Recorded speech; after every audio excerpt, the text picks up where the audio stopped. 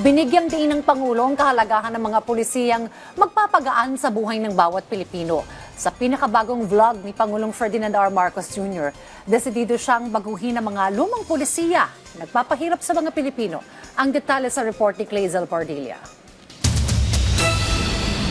Matinding abala at gastos ang inabot ni Mona Lisa para makakuha ng government ID na isa sa requirements sa kanyang inaplayang trabaho.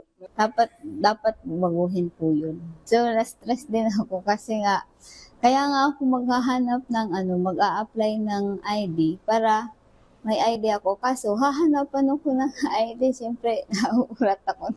Pinuna ni Pangulong Ferdinand R. Marcos Jr.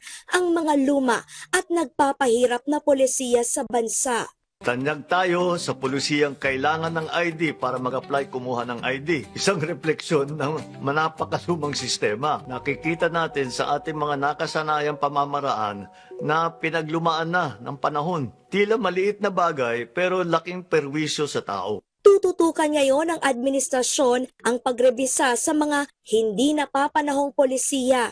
Kailangan padaliin ang pamumuhay ng Pilipino dahil ang sistema ay kailangan nagdadala ng ginhawa sa tao, hindi sakit ng ulo.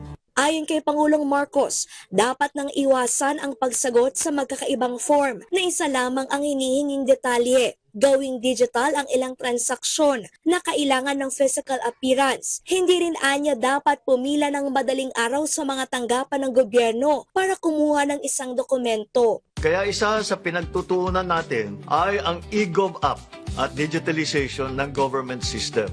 Ibinida ng presidente ang ilang hakbang na inilatag ng pamahalaan, kabilang ang libreng wifi sa mga tren at bus, hindi pagkumpiska ng LTO sa pisikal na lisensya at pagkilala sa digital copy nito, paggamit ng beep card na otomatikong binabawasan ang singil sa mga estudyante, may kapansanan at nakatatanda. Kasama rin ang zero balance billing na palalawigin na sa middle income earners. Ilang panuntunan pa ang tinitingnan ni Pangulong Marcos na ipinatutupad na sa ibang bansa.